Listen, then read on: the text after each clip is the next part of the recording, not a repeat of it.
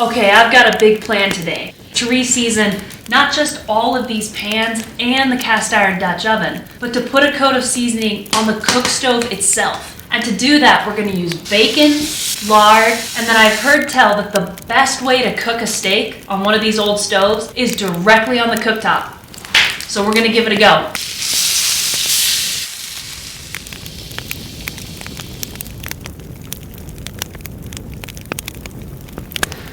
Smoky.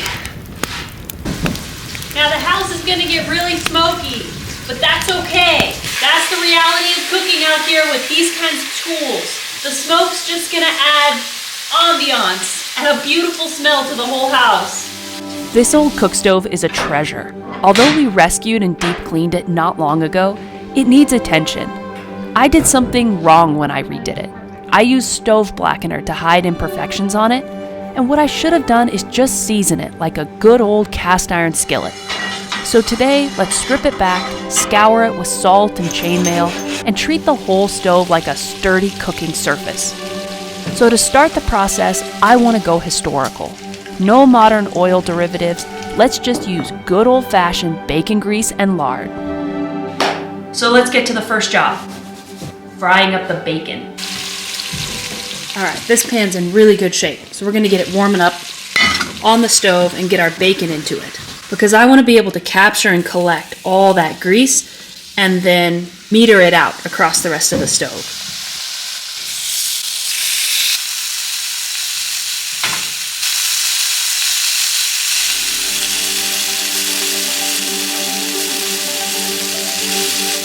Now that wasn't really the first job, because the very first job out here was lighting a fire on the cook stove. A fire that wasn't too big and wasn't too little, but was just right.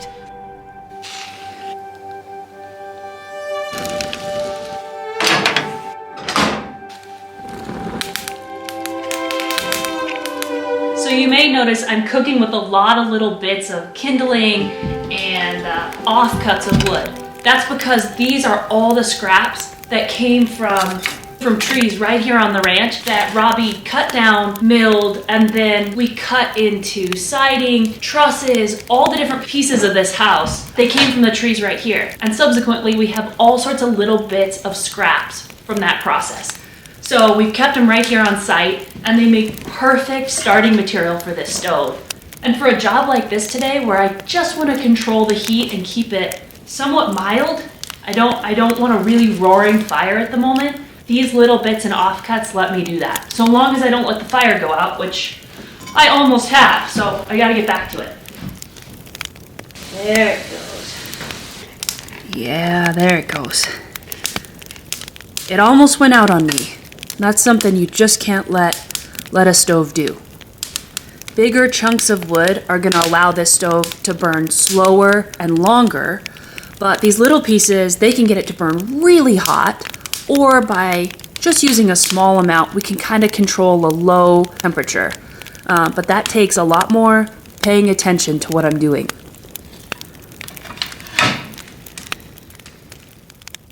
With a small fire going, I was able to do a very important job. No amount of seasoning will work on this cooktop unless we start clean. That means that all the leftover stove black has to come off, all the bits of gunk and rust need to be scoured off too. Okay, so I've got this stove with just small bits of firewood in it, just getting it warmed up. I don't want it super hot yet. And I'm scouring it with that chainmail. So I've scoured the whole thing with the chainmail, and then I'm wiping off any excess that I can get. And I think I'm gonna come back next with the salt and potato and see if I can really remove any of the stove blackener that I put on it, any bits of steel wool or anything that's been left over from previous cleanings, because although this may not be perfectly smooth when I'm done, I at least want it to be clean enough that I can put food directly on it.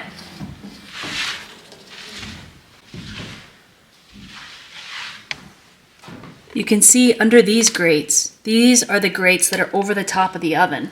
There's a little layer of ash, just a thin layer on top of that oven. That's exactly what we want, because that thin layer of ash is what protects the oven from burning. Part of the reason why this oven was just so hot when I first started is because we'd cleaned it all out, and so we didn't have that layer of ash. So part of using this stove well is rebuilding some of the natural cooking layers. This is a big moment. I think I know what I'm doing, but of course, this is where the rubber meets the road. No takebacks after this.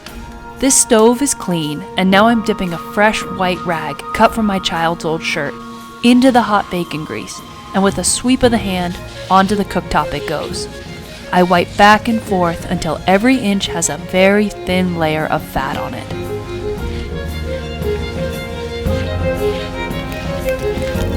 Hot, hot, hot.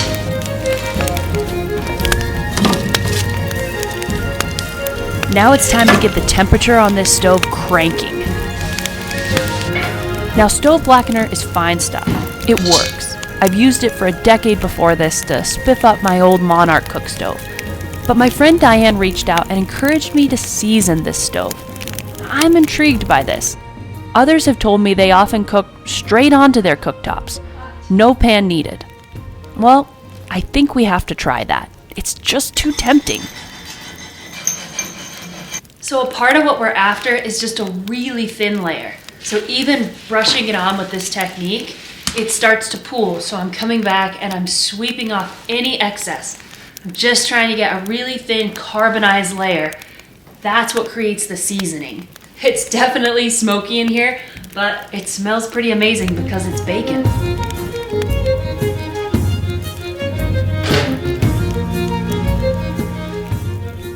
Now, if I'm going to the trouble of seasoning the whole of this cook stove, then I'd be wise to give all the cast iron pans a good dose of medicine too.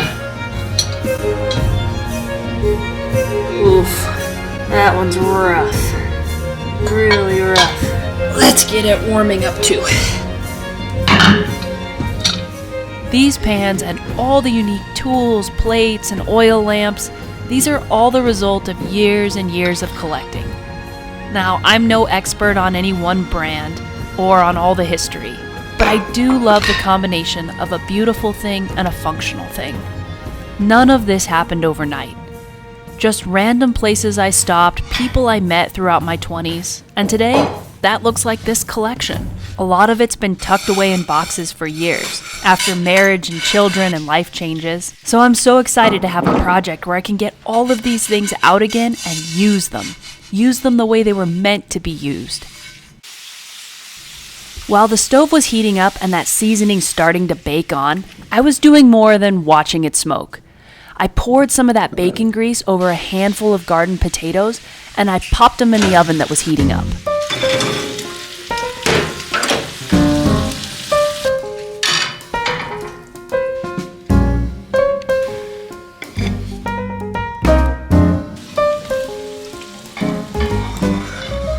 I saw a Welshman cook a double smashed potato recipe in an outdoor fire pit once, and I want to recreate that on this wood stove. They just need a long cooking time and a little bit of attention.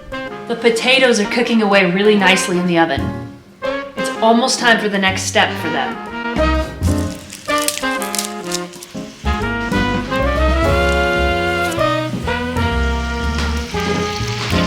Things are coming along nicely. I'm working on the pans now. So I gotta get each cast iron pan wiped clean of excess bacon grease and then scoured again to get any little bits of the bacon that stuck to the pan off. And I'm just gonna keep repeating this process until we have a handful of very nicely seasoned cast iron skillets, a Dutch oven, and then we'll be ready to cook on the stove itself. I'm pretty excited and a little nervous about that. So these pans are just warm to the touch now. I'm taking some of this chainmail and I'm just scouring off any stuck on bits. Then I'm taking my clean white rag, wiping them down, and then they're gonna go back onto that cook stove to get a good coat of seasoning themselves. And I'm not just doing the inside of the pan, I'm actually doing the outside as well, because I want to get a good layer on everything. In an old house like this where the temperature fluctuates, it's exposed to different humidities and temperatures, that can cause anything that's made of cast iron or steel to rust. So I've got to be sure I get every part of these pans, or else they're going to be susceptible to rusting in strange places.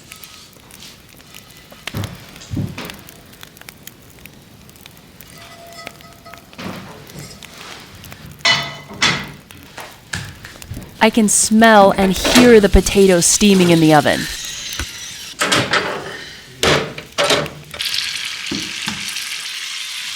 Perfect. They're ready for the next step. Herbs from the summer are hanging from the rafters here. Sage and rosemary get roughly chopped and tossed over the potatoes, which are being smashed between 2 cast iron pans. A heap of butter added to the pan with some coarse salt and pepper. Then it's on to the next bake in the hot oven. This should sear their skins while leaving the inside of the potato soft and creamy. There really is no better potato than this, in my estimation.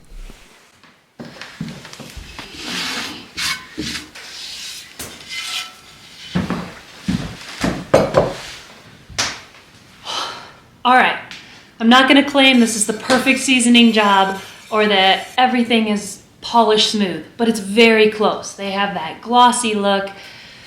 They're certainly much better protected for whatever the rest of winter is gonna throw at us. So I'm gonna call this an achievement.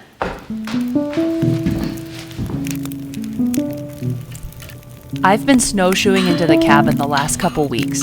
Thanks to the wonderful Robbie, I can drive here. Only the last 20-foot stretch or so involves tromping through the snow and ice. But the winding road that had 2 or more feet of snow-packed, hard as cement, that was all cleared today. What a difference! You realize how simple things like being able to get from A to B become so much more appreciated when life gets tough. Definitely a lesson in gratitude for me. Who says romance is dead, right? Definitely has me reminiscing for warmer times this summer.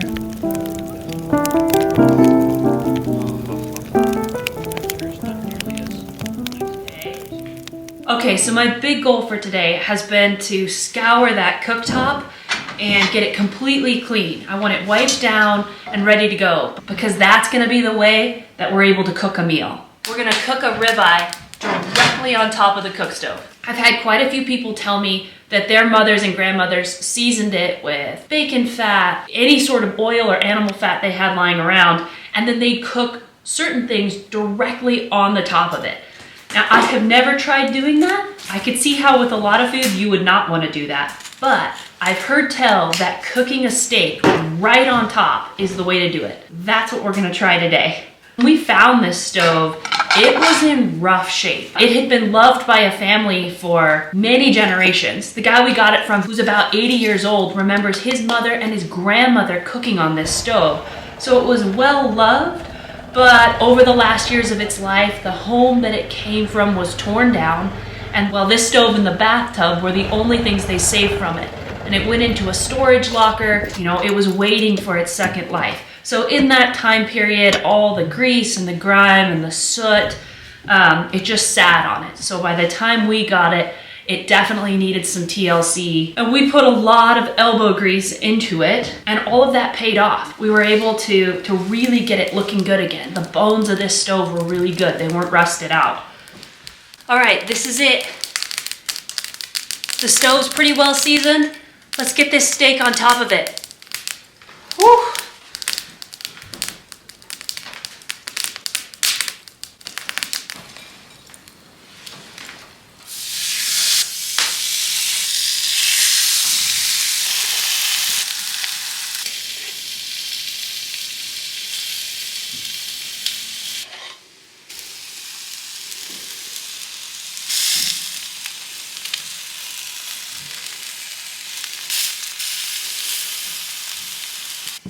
While the ribeye was searing on the back middle grate, I started hanging up the freshly seasoned cast iron skillets.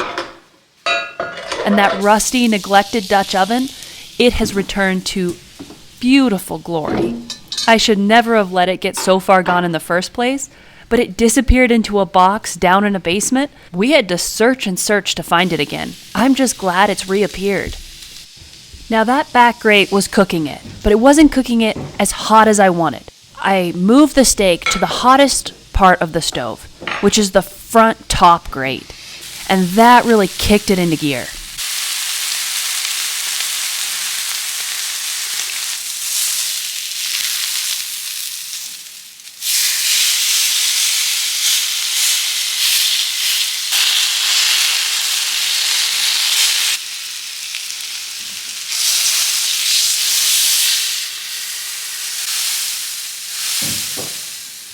Well, the house has the most amazing smell. The smell of smoke, bacon, and steak. I'm pretty excited to dive right in. We have the double smashed potatoes with herbs from the garden, sage and rosemary.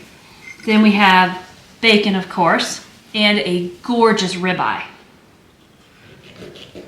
The way that the heat of the cook stove really seared the meat, I tried it on one part of the stove first, and it was hot, but maybe not quite hot enough. So I ended up moving it to the very hottest ring of the stove, and I put it straight onto that. And the second it hit that, you could just smell the carbonized steak. Oh, that's the way to do it. These potatoes are perfect. They're crispy on the outside, but just falling apart on the inside. Well, the stove's gonna take a little bit of cleaning to get it back to its seasoned perfection, but I don't think it'll be too hard. Thanks to those layers of bacon grease, I think we're gonna be in good shape. I wanna say a huge thanks to our newest channel supporters and members. Because of you, we can come out and do this more often. Thank you. Cheers, everybody.